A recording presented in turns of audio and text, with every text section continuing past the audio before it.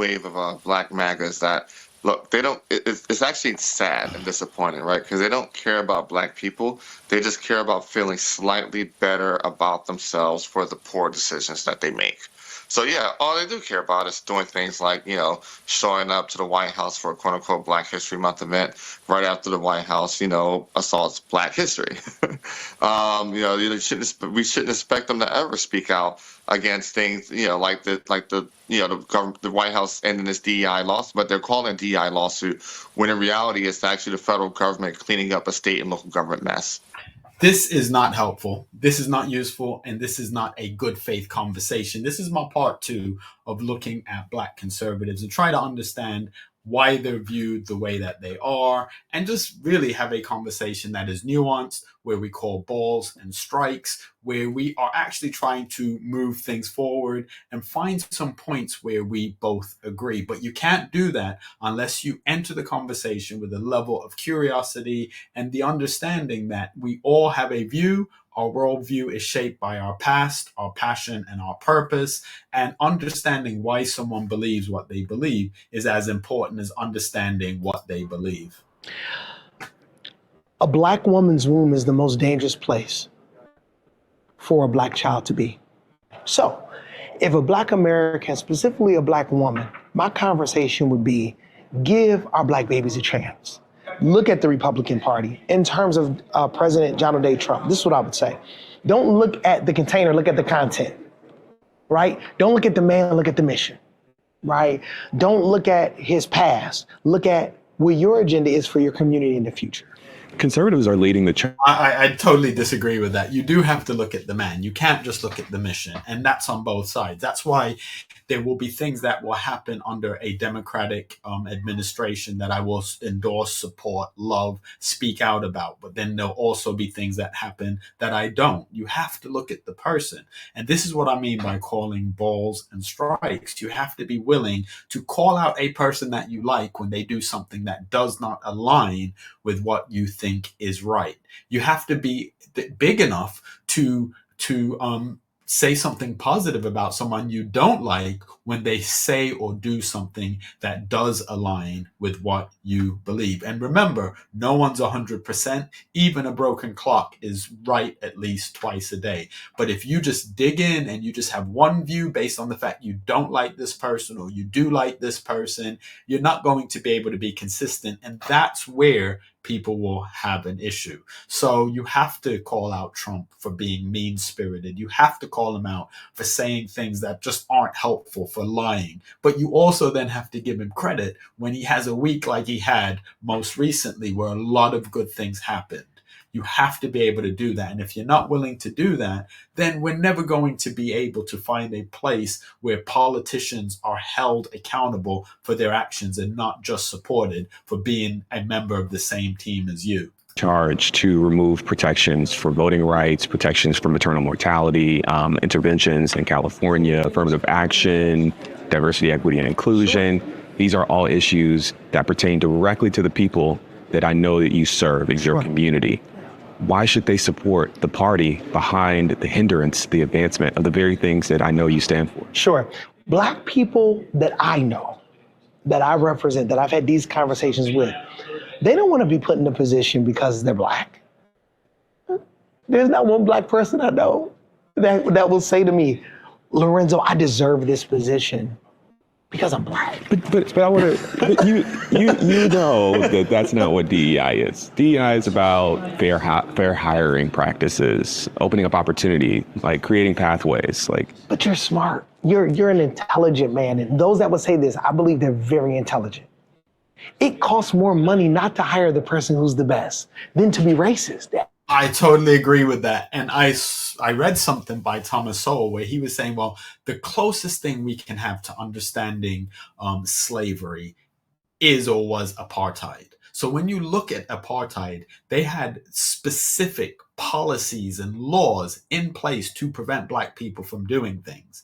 And what a lot of the white construction companies were doing is they were actually going out and hiring Black people because they knew that they could get the job done better, quicker, and less expensive in that case by hiring Black people. So I think as a business person, as a business leader, I'm not always comfortable with the conversation around DEI, especially when we talk about diversity, equity, and inclusion. It's usually to advance the agenda of LGBTQ, of Black people, of women. Those three groups. It's never going to be to advance the agenda of non-white of white people, especially white males. So I'm uncomfortable with the conversation. I do think it has become one of those things where you say DEI and it's equivalent, it's equated with being woke, and it's not useful. But when you do look at it, when you look at most DEI professionals, DEI HR professionals, they all look the same. They all think the same. So it is not that diverse and it's not that equitable because not everyone's going to be able to get that role. But with that said, I think there is a place to have a conversation for diversity of thought, where people have different views, are coming from different backgrounds. How you accomplish that is difficult, but I'm not sure that a hidden or a implicit quota system is the way that you're going to accomplish that. It actually costs more money. So if you're the best at what you do, right? And let's just say I'm a racist. So let's just say that, let's play that out, right? And let's just say, hey, there are 20 white guys that are not as competent as you, but I'm not gonna pick you because you're Black. It's gonna cost me more money. They don't even know that this qualified person exists, right? Sure, I hear you. The pathways are the problem. And a lot of what diversity, equity, and inclusion is doing is creating those and helping to clarify those pathways. And so framing it as an unqualified person getting the job, when we know, you and I both know, Sure. that there are plenty of qualified Black people Sure. or Latino people or women who don't end up with jobs. 100%. And I agree with you. I do think relationships and proximity matter. In his book, The Grift, Clay Cane details the history of how Black conservatives have thrown Black people under the bus to get ahead personally. From Black Republicans like Isaiah Montgomery and Booker T. Washington to modern Black Republicans like Clarence Thomas, Clay Cane makes the case that the modern Black Republican is likely, if not assuredly, a grifter. Oh my gosh. The same thing can be said on both sides. Oh my gosh. So I'm not disputing that argument, but I don't think that's a Black conservative issue. I don't think it's exclusive to that. That's just a human nature thing. So there's a saying, and I'm not sure who coined the phrase, that things start as a cause, they become a movement, they become a business, then they become a scam. So quite often people start with good intentions, but then their intentions are diluted or skewed by either money, power, hubris, just character defects that we all have. I think the most productive way of approaching this is just being cynical and skeptical of everybody, asking those questions and understanding the motivation behind what they're saying. I'm not a fan of people like Roland Martin, Al Sharpton, Crump, all of these people who, anytime there's a Black issue going on, they're always on the side of the Black person, regardless of the facts. Now, equally, the other side of things is not helpful either, that someone is automatically opposed to the Black person, regardless of the facts. But this grift, I've never heard of this book before, but just the premise of it's exclusive to Black conservatives to be grifters, I cannot buy into that. Person who is doing that which is politically expedient rather than doing what is right. Doing whatever they need to do to get that all expenses paid trip to fancy places. I couldn't help but wonder if some... All right, let's talk about BLM. I'm sorry to interrupt again, but let's talk about BLM. Let's talk about all the money that was raised. Let's talk about, again, Roland Martin, Al Sharpton. We're talking about Clarence Thomas, who, regardless of what you believe politically, if you do buy into this thing, we can't be it if we can't see it, he became a Supreme Court justice. And Black people attacked him not because of his ability to do the job, but because he was a Republican. And the fact that we're saying that these things that these black conservatives do is purely for money and making it look like it doesn't happen on the other side is just not right. Now, I respect the view of the person that's done this video, but clearly I think he's presenting it in a way as if it's just a one-sided thing instead of just saying, well, look, it happens on both sides. It's human nature. Some of the folks I was talking to fit that description. So I asked Pastor Lorenzo whether or not he was a grifter. In my reporting, I've spoken to Clay Kane, who wrote a book about grifters, how sometimes black Republicans will align themselves with political power for their own personal advantage. Sure. What do you say to a person who says, hey, like, you're a talented, gifted person, but we didn't necessarily know who you were, but now you're speaking on one of the biggest platforms in the world tonight? Quite frankly, I don't need another opportunity to speak. Has the Republican Party said, Lorenzo, we're going to write you a big check? No. If they did, it's just going to go right to the community anyway, right at the end of the day, because that's where my salary goes. You've mentioned Frederick Douglass and others from the 1800s, early 1900s. In those times, black Republicans were elected by black people. Sure. Today, black Republicans, they're elected in majority white districts. Agreed. Why is it difficult, maybe even some would say impossible for a black Republican to be elected in a black? That's a good question. You know what? I'll wrestle with that. I think the biggest problem is the Republican Party, in my opinion, they have, I believe, drifted from their roots in terms of black people having authority within that party. I don't believe the Republican Party has learned well how to support financially those who are black Republicans that want to come out the closet. I equate it to being gay back in the 50s or 60s, right? Or even 70s. You didn't come out the closet then, like the movie Philadelphia, right? Because you could be ostracized. So it is with the Lord has blessed our church. He's been very kind to us to really serve our. He's doing two things that I don't like. One, equating the civil rights movement with any other movement, and two, bringing in religion. Let's just talk about the civil rights movement as its own thing. Let's not allow other people or other groups or other well-intentioned movements to piggyback on that. Exclusive, keep it exclusive. Let's just talk about that. And as far as the religious thing, oh my days, it's just such a slippery slope. And as far as being a grifter, like if you're being accused of it, you know, I would not come in with this thing. Oh, it's all going to go to the church anyway, because that's because it's not useful. Because then if you're found spending one penny outside of that, you're proven to be wrong. Open yourself up to the idea that, well, listen, it's given me a platform. I had never heard of this guy until he got that platform. It's given me this platform. Some may view it this way.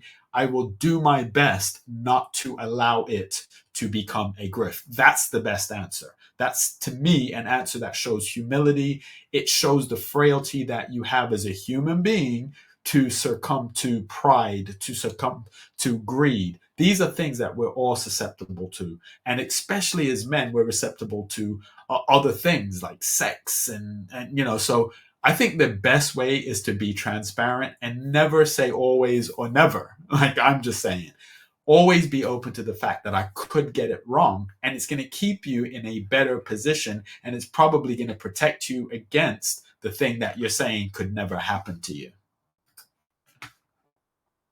Community. However, me just having President Trump at our church, if I could play the voicemail, sir, these are the ones I haven't had time to delete. If I could send you the emails where it's like, really? I mean, people that I thought loved me, they're like calling me everything but a child of God. I'm like, hold on for a second. Can we have a conversation? Why are you like not? How has that made you feel? You know, I was a drug dealer. I was a street pharmacist, right? Former. So people that you love are hurts. I have to be frank with you, you know. But other people that don't know you, don't understand your motives, I get it. When tensions are high, motives are questions. And tensions have been high in our country as it pertains to politics. So people question my motives. I understand that. But for the people that love you, it hurts. It really does. And that's the reason why black people won't come out the closet. A relatively small percentage of black people will vote for Trump this November. But I have a take and I want to share it with you. A more inclusive and racially diverse Republican Party could be a good thing. American conservatives and Republicans have made the lives of Black people difficult on purpose. From the Southern strategy to welfare queens to anti-woke, anti-DEI stuff today, American conservatives have galvanized their white base by making the lives of Black people harder. It could be a good thing to see more Black Republicans if it means that the Republican Party is becoming actively hostile to the racists who have called that party their home for the last 60 years at least. Make American politics inhospitable to racists. I'm all in on that platform. But the reality is that racists, or at least racism enablers, were present and accounted for at the RNC. All right, can I just say this though? Have you ever heard the expression, the soft bigotry of low expectations? And I think if you want to just label Republicans and people that have a certain mindset as racist, I'll give you that. Let's just go along with that. But then you also have to look at people who are on the other side that are well-intentioned, think their heart is in the right place, that just feel like, oh, Black people need a hands up or a leg up because they can't do it by themselves. They're not capable of doing it without our help. I think that's also not useful. It doesn't give people a sense of agency. It makes them always dependent on the person that's going to give them that opportunity or that break. That's why it comes back to what I said in either in this video or the previous video. It's about individual responsibility. I was raised by West Indian parents and grandparents who told me I could be anything, period, point blank, end of story. I was also told that you have to be twice as good as X. But I would change that narrative. And this is what I tell my daughter, and this is what I would tell my grandkids. This is what I would tell any young person. You should aim to be twice as good at the best person at that thing. So regardless of what the race is, whoever the best person is, you should be competing with them, not a group, not a race, not a mindset. Whoever is the best at that thing. So identify the best person and be better than them. That way, you're always going to be looking to achieve above everybody. So when people say, oh, you have to be twice as good as a white person in order to succeed, that's not useful if the white person is not the best at that particular thing. So let's just be honest and let's keep it real about the fact that you have people that may not view themselves as racist or may not be labeled as racist, but they have a view of a set or group of people that makes them feel that they have to give them an opportunity in order for that person to have an opportunity. And to me, that is problematic. They were given stage time, had exclusive access, and seemed central to the whole operation. And I'll tell you what did not feel central. Black people. I actually attended the Black delegate event during the RNC, and something really interesting happened. The event was taking place away from the main convention center. And in the middle of it, unexpectedly, former President Donald Trump's motorcade could be heard approaching the event from a distance. People have been having a great time before that moment, but you should have seen the excitement on people's faces when they realized it was Trump approaching their event. It really felt like this big moment of acknowledgement, the perfect punctuation in a banner year for Black Republicans. Journalists and news crews were scrambling to get into position to make sure they captured that moment when he comes to this event. But then his motorcade just drove by. It turned out he wasn't coming to the event. It wasn't on his schedule.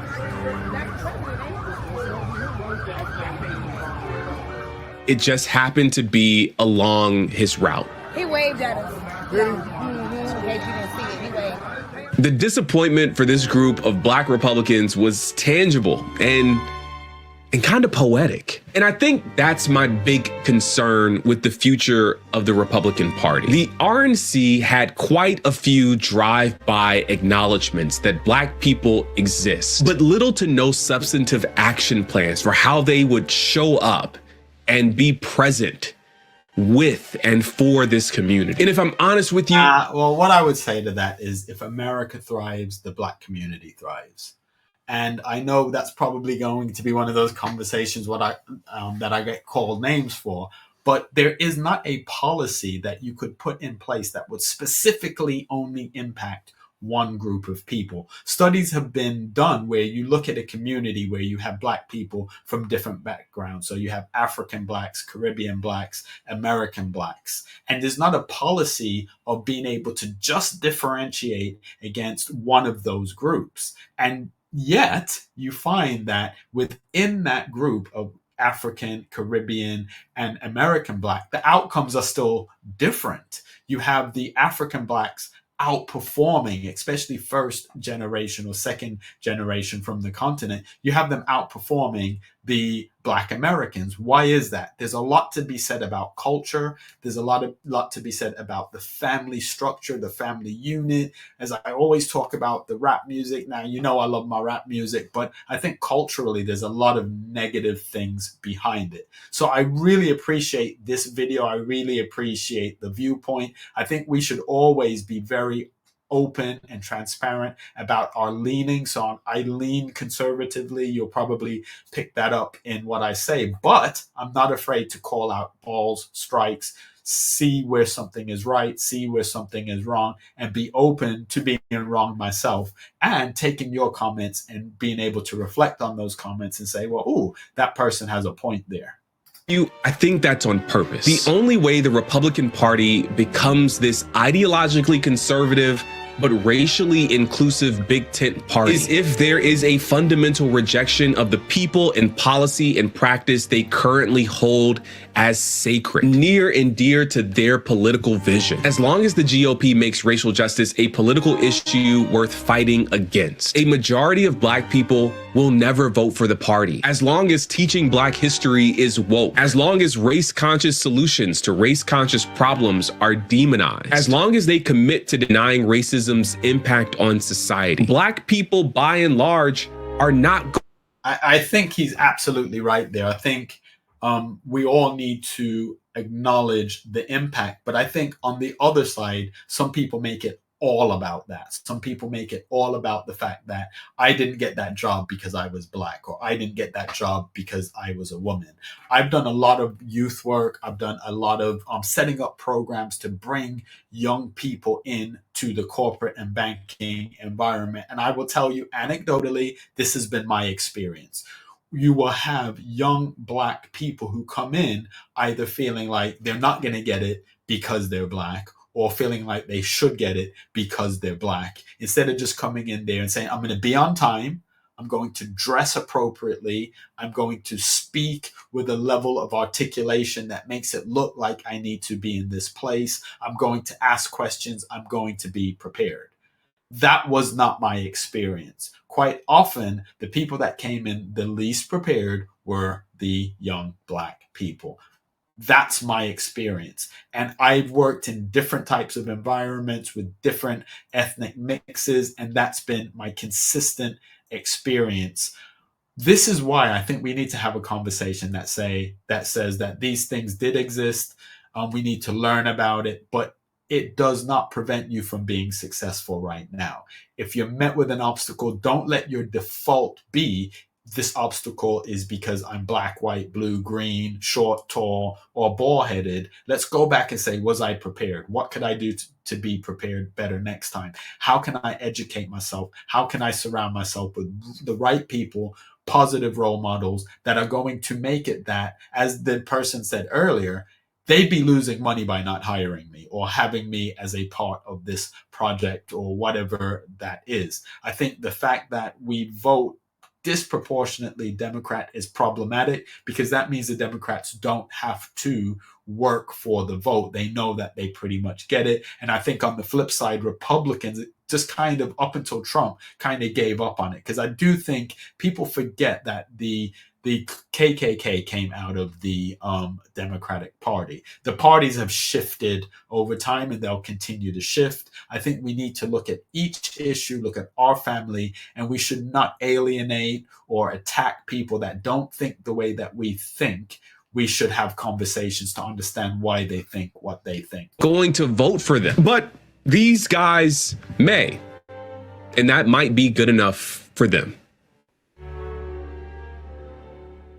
I think in closing, he makes some good points. I also think that if you look at what's going on, more people are shifting. You have more people shifting to a viewpoint of, you know what, let me look at voting differently, thinking differently. And I think that's healthy. I think that's safe. Thanks for watching. Make sure you check out the other videos. There is a part 1 to this video if you haven't seen it. I have some videos reviewing the Black conservative perspective videos, also some Benny Johnson. I want to have conversations where I am, like I said, just open, honest about my biases when I do have biases. I'm curious, I'm asking questions, but I want you to think. And make sure you like and comment, subscribe, share this with other people, and make sure that the videos that I am commenting on or reacting to, that you watch the original video and subscribe to their channels as well.